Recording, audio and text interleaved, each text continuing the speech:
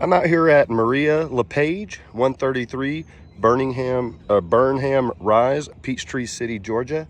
I am doing a inspection for damaged mist. I do not think the inspection was finished, so I am bringing up things that were missed on the inspection. I first want to note that her initial contact with State Farm, they referred her to a contractor, and this is the temporary repair that the contractor did at the time. So he just threw in an architectural shingle, as we can see, kind of plumbed it in. Upon further inspection, I have seen what I believe to be another tree strike causing a leak right here. And as I zoom in, you can see that it's just cracked through the shingle right here. I think the tree hit here and also hit here and ripped this shingle off as well down here. I've got it documented as windblown debris tree. As you can see, just straight up from the repair, there's tree overhang. So this is one of the concerns. Also, the repair in this valley from with a contractor, we need to account for, both sides to repair everything, and then it's going to go into the hip. This is a non-vented hip and ridge, so hypothetically it's supposed to be wrapped with a vapor barrier. But they came back with no hail damage. I can't see significant hail damage on the shingles. I agree with that, but I can see damage on her soft metals from one of the storms that we've had over the recent past. I can't determine when, but I just know that we do have damage up here that's consistent with hail hits on her soft metals. So walking down this way, these vents also have the same impacts that we're seeing on the other four up there. Her vent cap, we can see hail hits on that. This is probably mechanically damaged from somebody, but these are definitely new. Two more turtle vents over on this side. Same hail hits that are consistent on the other soft metals. The adjuster marked these up. I don't know why they weren't considered in replacement, because they have been damaged. Also,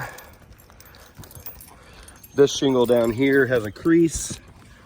I've notated it's actually ripped here and it's just creasing right there, which that damage is different than this one. This is just degranulation on the tabs from the sag of the overhang, which kind of looks like wind damage, but it's not. But when we come up further into the roof up here, this shingle, it just hinges. It's actually ripped right here. Wind has been taking this and moving it. I also have a crease from here on the second part of the membrane, which isn't on the other ones from the sag. You can see it's creased all the way across. There's also a few more down there. I verified that they do lift, and they're not just hanging there with, let me get a good example. I'll go back down to this one. This one, you can see it's not a crease, it's actually degranulized, but it's mainly on the tabs. So I'd have to say that this is just from it sagging. But when I have on the bottom shingle as well, it tells me that something else has had to manipulate it to get the crease across the membrane. Over to this side of the roof, we've got more trees overhanging the roof. To me, looks like something got blown. This is ripped off. It either got hit or something damaged it, and then wind took it and ripped it off. I'm calling it windblown debris. Walking down the slope, we have more. This is just little hits from trees, in my opinion, over here. When we get further down, this tree strike right here, windblown, is through the shingle. This is what it looks like over here. I'll zoom in. We have tree strikes up over that way as well. I just want to notate, I've got close-up pictures. This shingle is ripped all the way to the second one with an impact. Something is scraped along all these, which is usually consistent with trees when they hit and they slide down. We actually have fibers inside of this one, fibers inside of that one, fibers right here. And this is all concentrated in the same area of the overhang of the trees. That one's all the way through. That one's all the way through. I can see her decking right here. Just going through. Fibers. Something hit that and tore it up. I also want to notate there is a hit on the gutter right here, and it sags down a little bit. You can see it just further supports the theory of branches falling on this roof. Here we have a strike and a drag. These shingles have been hit up here and ripped here.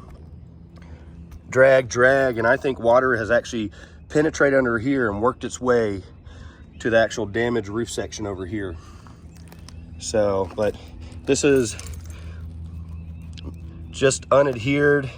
I have a little crease starting here, but the rip is not consistent with wind damage. Could it caused it? Yes.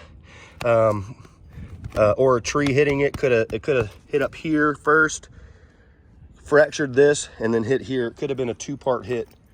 But for the majority, I believe that we at least need to recognize the impacts on this roof that were caused by something falling from above, and the collateral on the soft metals.